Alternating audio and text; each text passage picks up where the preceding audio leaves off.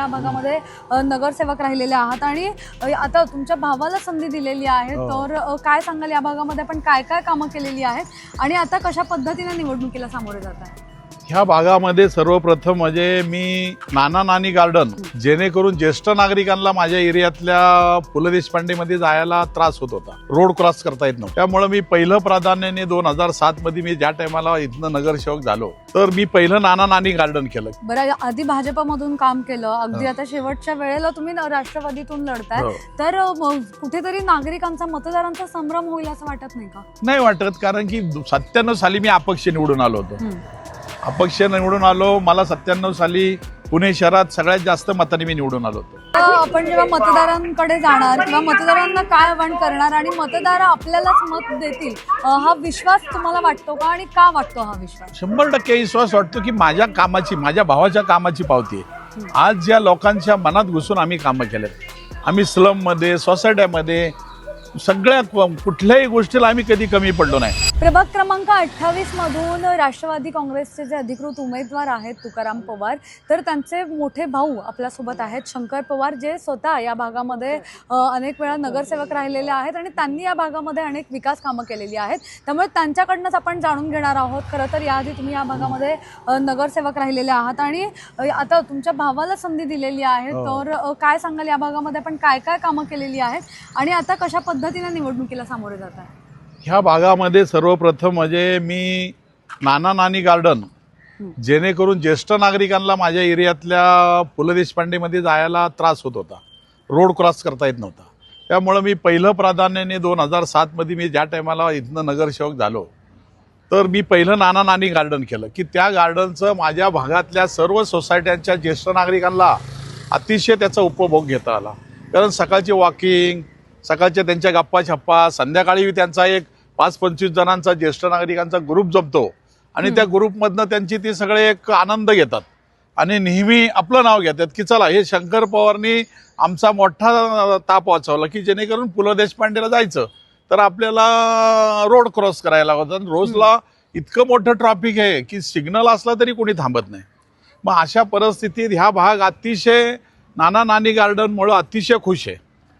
दुसरं म्हणजे प्लेग्राऊंड आमची कल्पना चावला शाळा, त्या शाळेमध्ये एक प्लेग्राऊंड तयार केलं की मी त्या शाळेमध्ये माझ्या कारकिर्दीमध्ये जवळजवळ 14 विद्यार्थी माझे नॅशनलला खेळतात.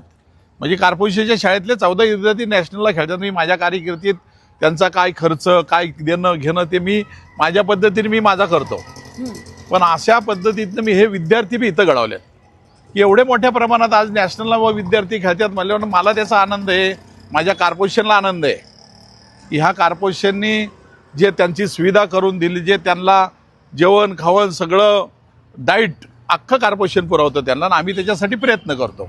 पण ते घडवण्यासाठी शिक्षक, विद्यार्थी आणि आम्ही स्वतः त्यांना ताकद लावून कुठं जायचं आलं तर त्यांना गाडी पाहिजे, गाडी देतो.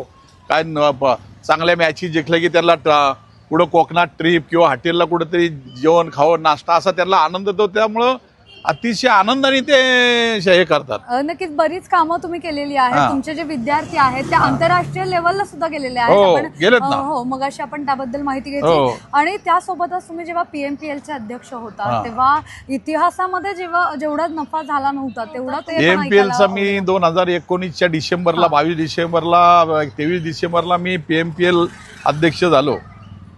झाल्यानंतर मी त्या महिन्यात म्हणजे जानेवारीमध्ये पहिल्या महिन्यामध्ये 2.25 कोटी रुपयाचा गल्ला PMPL आणून दिला पहिला. म्हणजे इतिहासामधला 2.25 कोटी रुपये आतापर्यंत 180-170च्या पुढं कधी गेला नव्हता. पण त्या टायमात मी जानेवारी 20ला मी जवळजवळ 2.25 कोटी रुपयाचा गल्ला चालू केला आणि पुणे शहर म्हणजे पुणे जिल्हा सगळ्या कानाकोपऱ्यात मी गाडी घेऊन गेलो. असा एकही कुठला कानाकोपरा नाही की त्या ठिकाणी मी बस पुणे जिल्ह्यामध्ये नेली नाही, असा एकही ठिकाण नाही. अख्ख्या जिल्ह्याला PMPLचं सुख सोयी मिळवून दिल्या आणि त्या जिल्ह्यातले नागरिक अतिशय आनंदी आहेत आणि जिल्ह्याच्या कोपऱ्यातनं माझी ओळख झाल्यागतनी इतक्या लोकांनी मला सरपंच झाले, जिल्हा परिषद सदस्य झाले, सर्वांनी माझं अभिनंदन केलं की बाबा ह्या सगळ्या लोकांना PMPLची चांगली व्यवस्था करून दिली. आणि दुसरं महत्त्वाचं म्हणजे त्या PMPLमध्ये असं केलं अख्ख्या जिल्ह्यात PMPL कुठेही माणूस घरातनं बाहेर आला हात केला की थांबायचं, अशी मी PMPL थांबवली. पण त्यामुळे इतकी लोक आनंदी होती त्याच्यात. एवढं सगळं तुम्ही केलं होतं, तेवढा मोठा नफा मिळवून दिला होता, मात्र तरी सुद्धा तुम्हाला तुमच्या अध्यक्षपदाचा राजीनामा मागितला गेला होता. तेव्हा नेमकं काय घडलं होतं याबद्दल? त्यांना काय, आता अध्यक्षपदाचे करोना काळामध्ये माझे जवळजवळ 7-8 महिने गेले. म्हणजे माझ्या अध्यक्षपदाला तसे माझा पूर्ण वेळ झाला होता. म्हणजे अध्यक्षपदाचं जे 1.5-2 वर्ष असतं त्यातले 1 वर्ष करोना काळात गेलं, 1 वर्ष काम केलं. पण ते पूर्ण काळ झाले असल्या कारणाने थोडाच काळ राहिल्यानंतर मी म्हणत होतो की बाबा राहून द्या, मला इथून पुढचा काळ मला चालवता येईल. पण ते दुसऱ्याला पद द्यायचं असल्या कारणाने त्यांनी माझं काढून घेतलं. आपण जेव्हा अध्यक्ष होता तेव्हा नेमके काय काय निर्णय महत्वाचे घेतले होते? मी अध्यक्ष असताना महत्वाचा निर्णय म्हणजे ह्या लोकांना जे माणूस वारल्यानंतर जी त्याच्या बदली घेतात, अनुपमन तत्वाची जी असतात, म्हणजे ज्याच्या घरचं एखादं वारलं की बाबा काही दुटी वारतात, काही घरी वारतात, काही अटॅकनी झाली की त्या लोकांना घ्यायला हे 3-3, 4-4 वर्ष लावत होते. तर मी असा त्यात म्हणजे एक करार करून घेतला, की कुठलाही नागरिक, कुठलाही PMPLचा कामगार जर त्याचं दुःखद निधन झालं तर 5-6 महिन्याच्या आतमध्ये त्याच्या घरातलं कुणी असेल त्याला जॉईंट करून घ्यावं, असा हा मी सर्व कायम तत्वाचा निर्णय करून घेतला. त्याच्यानंतर मी जवळजवळ 2,500 ते 3,000 लोक परमनंट केली. म्हणजे एका टायमात ती लोकांना परमनंट केलं. त्या परमनंट करून त्यांना मार्गी देऊन पत्र दिलं. शिवाय 7वा वेतन आयोग चालू केला. मग जो PMPL वाले त्यांच्या आयुष्यभर धावत होते त्या 7वा वेतन आयोगासाठी, की कारण तर त्याच्यावरती त्यांचं पोट आहे. PMPLच्या लोकांचं म्हणजे असं आहे, ड्रायव्हर पूर्वीचे असे ड्रायव्हर होते की त्यांना पॉवर स्टेअरिंग नसायचं. मग त्या ओढून तो बिचारा 50-60 वर्षाच्या पुढे जगायचाच नाही. म्हणजे अशी त्याची वाईट परिस्थिती होती. मग त्या पद्धतीने आम्ही ते सगळं 7वा वेतन आयोग चालू केला. सगळ्यांना चांगल्या पद्धतीने हँडलिंग केलं. त्या टायमात माझ्या ज्या 2 वर्षाच्या काळामध्ये PMPL मध्ये ज्या चोऱ्या व्हायच्या, कोण चेन वाढायचं, कोण पाकिट मारायचं, कोण काय करायचं, पण मी सगळं त्याच्यावरती निर्बंधन आणलं की बाबा हे बघा, हे कुणी जर पाकिट मार दिसला, चेन वाढणारा दिसला, तुम्ही पकडा, 5,000 रुपये माझ्याकडनं बक्षीस घ्या. त्या टायमात पेपरला माझ्या 5-6 वेळा बातम्या आल्या. आम्ही 5-6 चोर पकडले, पण नंतर वर्षभरात एक बी चोरी झाली नाही. चांगले असं म्हणजे PMPLच्या ड्रायव्हर, कंडक्टरनी बी आम्हाला चांगली साथ दिली, लोकांनी बी चांगली साथ दिली की बाबा कोण असेल तर लगेच सांगायचे. म्हणजे अशा माध्यमातून PMPLचं एवढं उत्तम रीतीने काम केलं. उत्तम रीतीने पुणे शहरामध्ये मी सगळ्या रोड, कुठेही PMTचे गॅरेज, जे PMTला पाहिजे सारखे ब्रेक फेल होणं, कुठं रोडमध्ये गाडी बंद पडणं, कुठं काय होणं, तर मी त्या वर्कशॉपला जाऊन सगळ्या अधिकाऱ्यांना, सगळ्या फिटर लोकांना विनंती केली, बाबांनो, आपले पुणे शहर गजबजलेलं शहर आहे. ह्या शहरामध्ये आपल्याला कुठेही गाडी बंद पडलेली चालणार नाही. जर गाडी बंद पडली, मी त्या फिटरचे पैसे कमी करणार. अशा माध्यमातून हे जे माझा रडार एकदम अतिशय सुंदर गतीने चालला. मग त्या PMPLच्या सगळ्या डेपोवाल्यांनी मला एक पुरस्कार दिला. म्हणजे जे 7-8 डेपो आहेत, सगळ्यांनी एक माझी अशी मोठी ट्रॉफी देऊन, पुरस्कार देऊन सत्कार केला, की अतिशय चांगलं वातावरण करून ठेवलं. दुसरं म्हणजे रिटायर झालेली लोक, रिटायर झालेल्या लोकांचा मी 50-50, 100-100 लोकांना बोलवून त्यांचं जेवण खावून समजून सांगायचं त्यांना की बाबा, तुमच्या आयुष्यामध्ये जे आता रिटायर झालेले 2 रुपये तुमचे येतील, हे तुमच्याजवळ ठेवा. मुलाबाळांना खर्च करू नका, की जेणेकरून हे तुम्हाला पुढच्या उत्तरवयात अजून लागणार आहेत. की आता तुम्ही जर हे खर्च केले, पुढं मुलं बाळं तुम्हाला थांबवून देणार नाहीत. त्यामुळे हे तुमचे तुम्हाला राहून द्या. अशा पद्धतीने अक्षरशः रडली लोक आमची ती, की नाही म्हणले भाऊ, आम्ही असं पैसे कुठं खर्च करणार नाही, ठेवू. म्हणजे इतकी आनंदी झाली ती. पण जेव्हा PMPL मध्ये तर खूपच चांगलं काम होतं, अजूनही तुमचं हे करतात लोक.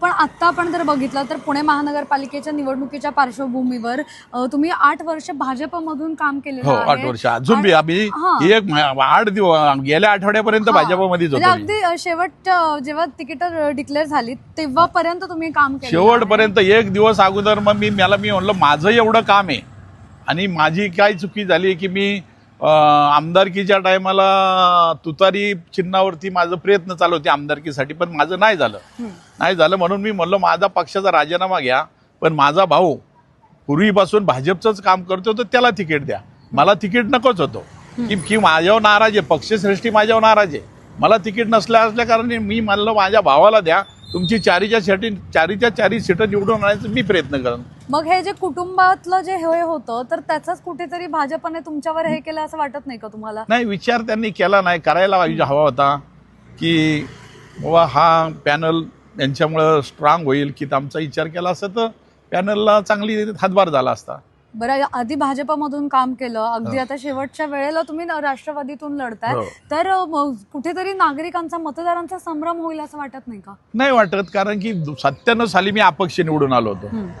अपक्ष निवडून आलो, मला 97 साली पुणे शहरात सगळ्यात जास्त मताने मी निवडून आलो होतो. तर त्यामुळं मला घड्याळाचं चिन्ह होतं त्या टायमात माझं, आणि 97ला घड्याळाचं चिन्ह होतं, आणि आत्ताही माझं घड्याळच आहे. म्हणजे ह्याच्यात असं नागरिकांना माझे जे मतदार आहेत, माझी भाऊजाई अपक्ष निवडून आली सिलेंडरवर, मी निवडून आलो अपक्ष, माझे स्वतःचे मतदार येते, मी स्वतः मतदारांसाठी संपूर्ण माझा भाऊ, माझं कुटुंब हे सगळं मतदारांसाठी वेळ देतं. मागच्या काळामध्ये जेव्हा नगरसेवक नव्हते तर त्यावेळेला सुद्धा तुम्ही या भागामध्ये बरंच काम केलेलं आहे, म्हणजे 24/7 तुम्ही काम केलं असं तुमचेच मतदार जे आहेत हो, 100% काम केलं. ते कसं काम शक्य झालं, कसं काम केलं तेव्हा? शक्य म्हणजे त्या कामामध्ये सर्व माझे पूर्वीपासून आज 25 ते 30 वर्ष झाले सर्व अधिकाऱ्यांशी माझे चांगले संबंध आहेत. अधिकाऱ्यांना कुठल्याही काय वेळ काळ आली की आम्ही त्यांनाही मदत करतो, ते आम्हाला मदत करतात. पण आता जे हे जवळजवळ मी आता हे 40 ते 45 सोसायटीमध्ये पाण्याचं कनेक्शन दिलं की जेणेकरून जुने कनेक्शन खराब झाले होते तर सर्व त्यामुळं पाणी येत नव्हतं. मग जुने कनेक्शन खराब झाले तर मग काय करायचं बाबा, मग सगळ्या सोसायटीला जुने बंद केले आणि नवीन आता हे 24/12ची ज्या लाईनी आहेत ह्याच्यातनं आले आहेत त्या LNT, या LNTच्या माध्यमातून मी सर्व सोसायटीला नवीन कनेक्शन करून दिले, त्यामुळं सर्वांना पाणी अगदी व्यवस्थित येतो. माझ्याच परिसरात मी सगळ्या पाण्याच्या ज्या टाक्या माझ्या तिथं जे आहे त्या पाण्याच्या टाकीमधनं आज माझं राजाराम पूल ते दांडेकर पूल अतिशय पाण्याची अवस्था छान केलेली आहे मी. यासोबतच आपण बघितलं तर आता पुणे महानगरपालिकेला आता आपण जेव्हा मतदारांकडे जाणार किंवा मतदारांना काय आवाहन करणार आणि मतदार आपल्यालाच मत देतील, हा विश्वास तुम्हाला वाटतो का, आणि का वाटतो हा विश्वास? 100% विश्वास वाटतो की माझ्या भावाच्या कामाची पावती आहे. आज ज्या लोकांच्या मनात घुसून आम्ही कामं केलेत, आम्ही स्लममध्ये, सोसायट्यामध्ये, सगळ्या कुठल्याही गोष्टीला आम्ही कधी कमी पडलो नाही. करोना काळामध्ये मी 25,000 किट वाटले. सोसायट्यांमध्ये नाही वाटले, सोसायट्यांमध्ये गरजच नव्हती त्याची, की माझ्या वार्डामध्ये 14 किलोचे करोना काळामध्ये आम्ही किट वाटले, आणि कुठेही आम्ही कुठलं मास्क नाही, काय नाही, सर्व पेशंट मी माझ्या गाडीत घालून हॉस्पिटलला नेऊन बरे केलेत. हे का, हे शेजारी एक उदाहरण आहे, शेजारी बघा, म्हणजे एकदम सिरियस पेशंट होतं, म्हणजे ते आम्ही स्वतःच्या माझ्या गाडीत घालून जाऊन तिथं हॉस्पिटलला बसून खाया प्यायला घालून त्याला नीट केलं. मी सर्व पेशंट जे करोना काळामध्ये ॲडमिट होतं, माझा भाऊन मी सकाळचा नाश्ता, दुपारचं जेवण सगळं माझ्याकडनं द्यायचं त्यांना, कारण त्या भीतीने लोक बरीचशी वाचली. 2-3 हजार लोक ह्या भीतीने वाचली असतील, कारण तुम्हाला कोणाला भेटूनच द्यायचे नाहीत त्या काळामध्ये. पण आम्ही दोघं भाऊ कोणाचं ऐकायचो नाही, डायरेक्ट हॉस्पिटलमध्ये सगळ्यांना खाणं पिणं द्यायचं, सगळ्यांना भेटायचं, दिलासा द्यायचा, त्याच्यावर ही लोक जगली. बरीच कामं आहेत, बऱ्याच गोष्टी आहेत. मात्र आता 15 तारखेला जेव्हा मतदान करायचं आहे तर तेव्हा मतदारांना तुम्ही आमच्या माध्यमातून काय आवाहन कराल, काय संदेश द्याल? मतदारांचे आमचे आव्हान म्हणजे जी माझ्या भागातली मतदान आहेत की त्यांना आम्ही पहिल्यापासून घराघरात पोहोचलेलो आहे सगळ्यांच्या, की आम्ही सगळ्यांना सांगतो की बाबा चारही बटणं दाबा. एका माणसाला 4 बटणं दाबायचा अधिकार आहे. 4ही बटन दाबल तेव्हा ते मतदान पूर्ण होणार आहे. तर 4ही घड्याळाच्या पुढची बटणं दाबा, हे आम्ही सगळ्यांना समजून सांगतो. परत घड्याळाचे मशीन आणल्यात की त्या मशीनीवर ह्या 2 मशीनी आहेत की हे बटन इथे, हे बटन इथे, की झोपडपट्टीच्या नागरिकांना जास्त करून कळत नाही. मग आपल्याला ते समजून सांगून कळून घ्यावं लागतं. सोसायटीमध्ये काय त्यांना ते अपडेट असतं, कारण मागच्या वेळेला 4चं केलेलंच आहे, पण आता हा 8 वर्षाचा कालावधी गेला. मग ते झोपडपट्टीत आम्हाला हॅमरिंग करावं लागतं त्यांना, सारखे हो असं करा.